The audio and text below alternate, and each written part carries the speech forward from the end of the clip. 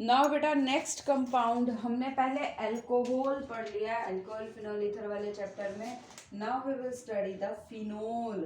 Phenol किसको बोलते हैं बेटा? बेंजीन रिंग के ऊपर अगर OH ग्रुप लगा होता है then we call it phenol. हम इसको क्या बोलते हैं बेटा? फिनोल बोलते हैं। तो इसके बारे में हमने जनरल पढ़ लिया था, कोई भी ग्रुप लगा हो, लाइक R ग्रुप है तो एल्काइल फिनोल इसको हम बोलते हैं। तो अब इसकी आ जाती है बेटा प्रिपरेशन। जो फिनोल की प्रिपरेशन है आपको याद है RX से तो बनता नहीं था, लेकिन हाँ डाउस प्रोसेस आपको याद होगी बहुत अच्छे से। डाउस प्रोसेस क्या बताई थी बेटा?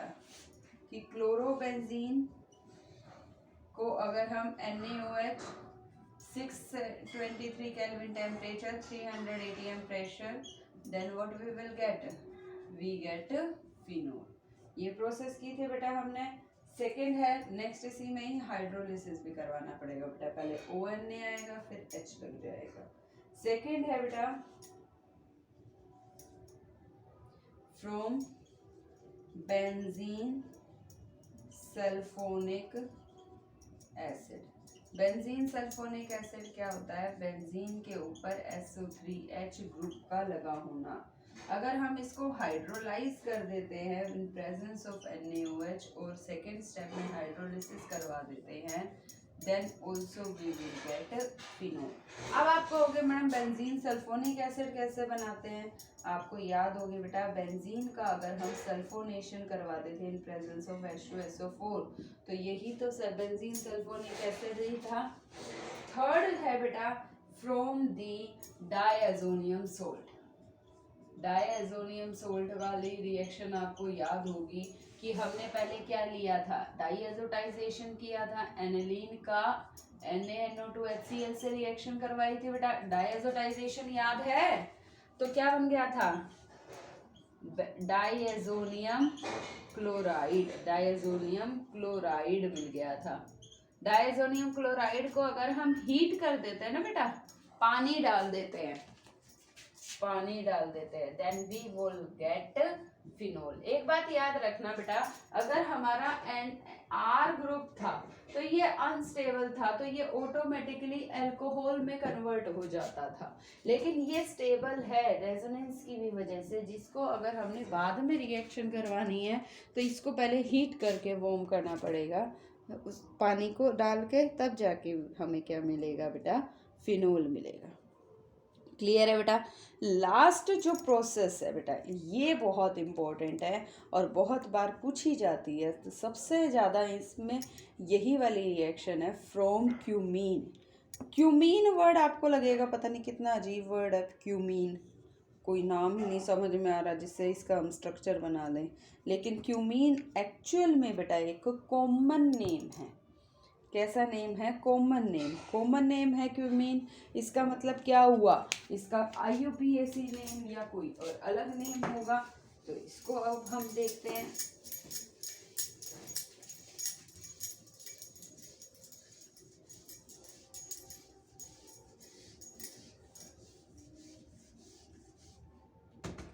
तो क्यूमीन एक्चुअल में हम किसको बोलते हैं बेटा? Isopropyl phenol benzene. किसको बोलते हैं बेटा? Isopropyl benzene. Iso means same, group का मतलब ग्रुप लगा, इसको हम क्या बोलते हैं बेटा? क्यूमीन। आइसोप्रोपाइल बेंजीन जो होती है उसको क्यूमीन बोलते हैं बेटा, और उसकी रिएक्शन हम ऑक्सीडेशन करवाते हैं। क्या करवाते हैं बेटा? इसका हम ऑक्सीडेशन करवाते हैं। Then what we will gate?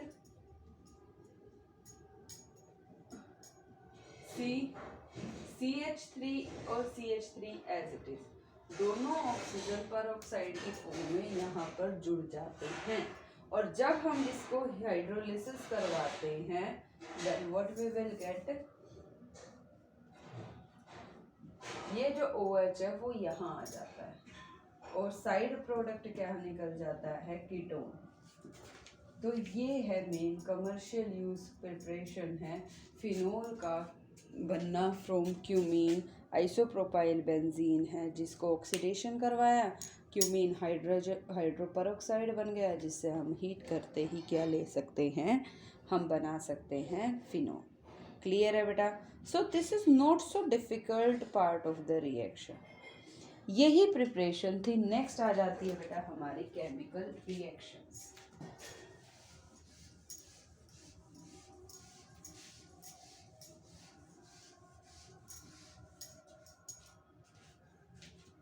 Next is chemical properties of the phenol. Physical properties में बेटा ज़्यादातर है ही नहीं। एसिडिक स्ट्रेंथ की हम बात कर सकते हैं कि एसिडिक कैरेक्टर मैं बता भी देती हूँ इसका।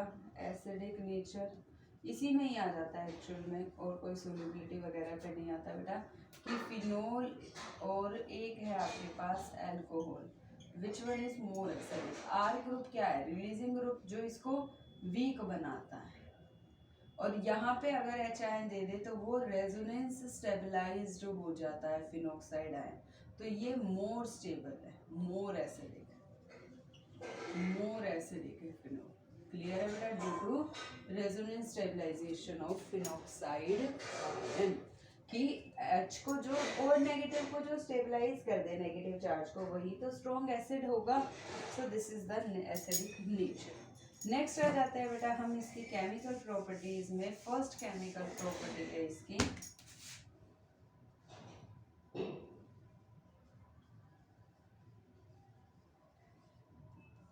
Electrophilic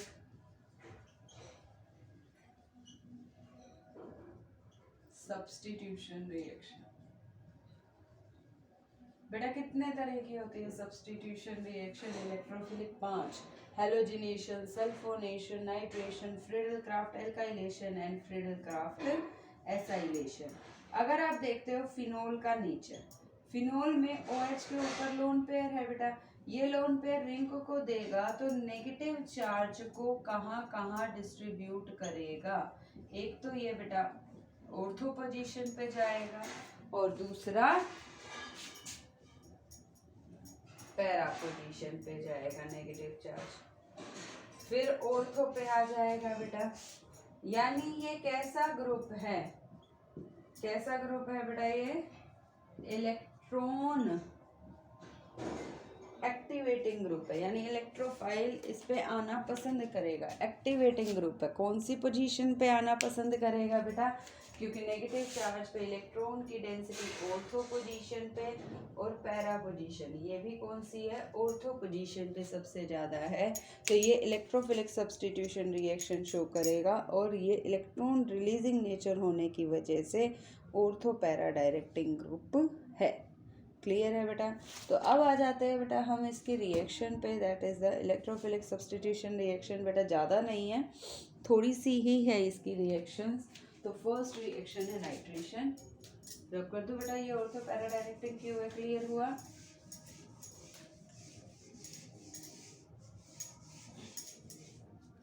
now the first one is nitration. Nitration किसकी प्रेजेंस में बेटा? HNO3 की प्रेजेंस में। तो ये कौन सा वाला बनाएगा? एक ऑर्थो नाइट्रोफिनोल बनाएगा और दूसरा पैरा नाइट्रोफिनोल। अब आपसे क्वेश्चन पूछ ले, out of ortho and para which one has higher boiling point? इसका ज़्यादा बॉइलिंग पॉइंट है। क्यों हायर बॉइलिंग पॉइंट? क्यों बेटा? ये सिमेट्रिकल है, और जबकि इसमें क्या होता है, इसमें इंट्रामोलिकुलर हाइड्रोजन बॉन्डिंग होती है। कौन सी बॉन्डिंग होती है बेटा? इंट्रामोलिकुलर हाइड्रोजन बॉन्डिंग, जिसकी वजह से ये दूसरे से बॉन्ड ना बना के अपने आप में ही जुड़ा हुआ है, जिसकी वजह से ये स्टीम मतलब भाप में बदल जाता है। स्टीम वोलेटाइल है। लेकिन जब हम नाइट्रेशन करवाएंगे बेटा डाइल्यूट वाले से, किससे? डाइल्यूट वाले से, तो ये कैसे पोजीशन पे बनाता है? ऑर्थो और पैरा पे बनाता है। लेकिन जब हम नाइट्रेशन करवाते हैं in presence of concentrated HNO3 और H2SO4, then what will be the product form? We get try substitution, यानी ऑर्थो पैरा ऑर्थो, यानी 2,4,6 ट्राई नाइट्रोफिनोल। और एक्चुअल में इसको हम क्या बोलते हैं बेटा, पिक्रिक एसिड। क्या बोलते हैं, पिक्रिक एसिड। येलो कलर का सब्सटेंस होता है जिसको हम बोलते हैं पिक्रिक एसिड। फिर है बेटा, ये क्या ट्राई सब्सटीट्यूशन भी करवाता है, मोनो सब्सटीट्यूशन भी करवाता है। इसी तरह से जैसे हमारा एक और है ब्रोमिनेशन। कौन सा है बेटा, ब्रोमिनेशन। याद रखना बेटा, अगर हम ब्रोमिनेशन करवा रहे हैं इन प्रेजेंस ऑफ CH2 तो ये मोनो सब्सटीट्यूशन शो करेगा, या ऑर्थो पे या पैरा पे।